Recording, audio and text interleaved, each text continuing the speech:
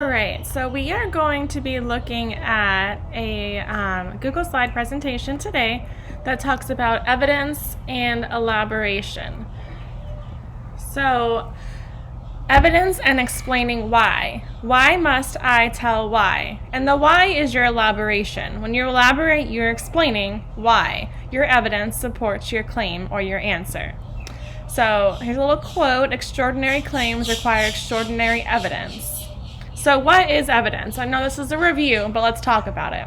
Textual evidence is information or details from a text that support a statement you have made to show your understanding of the text. Textual evidence is required anytime you draw a conclusion, make an inference, or make a prediction about a text to show why you think that way.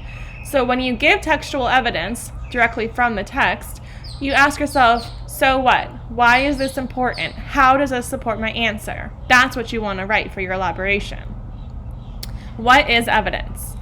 The name really says it all. It's explicit, direct, textual from the text, evidence. So support for your answer, idea, or opinion. So it's explicit textual evidence. Why do you need explicit textual evidence? When we read, we are often asked to answer questions or express our ideas about the text. Why do you use explicit text evidence? In order to let people know that we aren't just making stuff up, we have to know and prove why. We should always use explicit textual evidence to support our answers, ideas, or opinions about the text, so the reader knows we aren't just making it up in our head. We actually found it in the article, and it is a true fact. In real life, people who can back up an opinion or an idea with explicit textual evidence are taken more seriously than people who can just say, just because. I know the answer is this just because I know. That is not explicit text evidence, and that does not prove your answer. So how do I give textual evidence? Giving explicit textual evidence about your answers, ideas, or opinions regarding a text is pretty simple. You just have to do three things. You state your idea. You specify what in the text led you to your idea, that's your direct evidence, and then you explain or elaborate on the evidence. So think race. You restate the question into a statement, you state your idea, which is your answer, you give specific evidence from the text, and then you explain or elaborate on that evidence. So step 1 is stating your idea. State the idea you had about the text. If you are responding to a specific question or prompt, be sure your idea answers the question or prompt.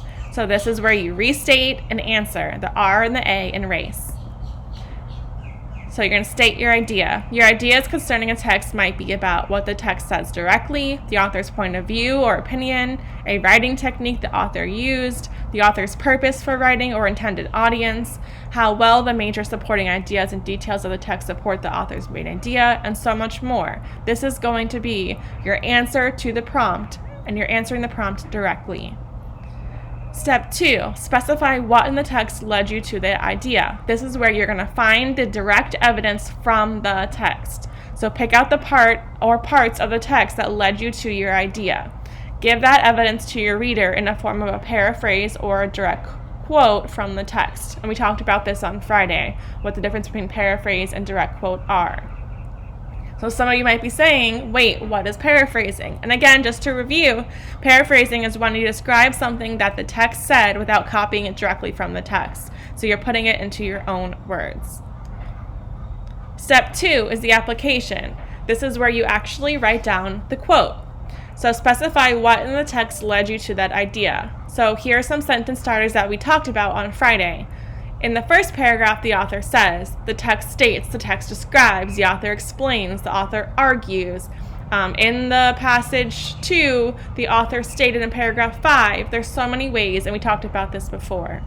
Step 3, explain and elaborate on your evidence. So this is the E in race. Explain how the quote or paraphrase you pointed out as evidence supports your idea. So, but why do you have to explain yourself? Think about our legal system. People accused of a crime are guaranteed a trial to determine whether they are guilty or not. What determines whether the person is considered to be guilty or not is the evidence. If there's evidence to prove that they're guilty, then they are going to be proved guilty.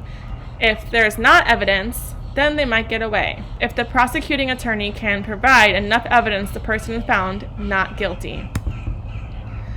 The ability to cite textual evidence separates effective readers from ineffective readers. Evidence is the proof that your inference, opinion, or conclusion is correct and fits with the meaning of the text. So here's an example. Say a person, Rob, is accused of breaking into a woman's, April's, house. Some evidence that he might be guilty are: April's laptop and TV were found in his house. Footprints at April's house matched his shoes. Rob's fingerprints in April's house. An eyewitness who saw Rob leaving in April's house with a laptop and TV. Is Rob guilty? Why or why not? There's evidence. So therefore, you can make an idea and a claim and say he is guilty or he is not guilty because. Step 3 is the application.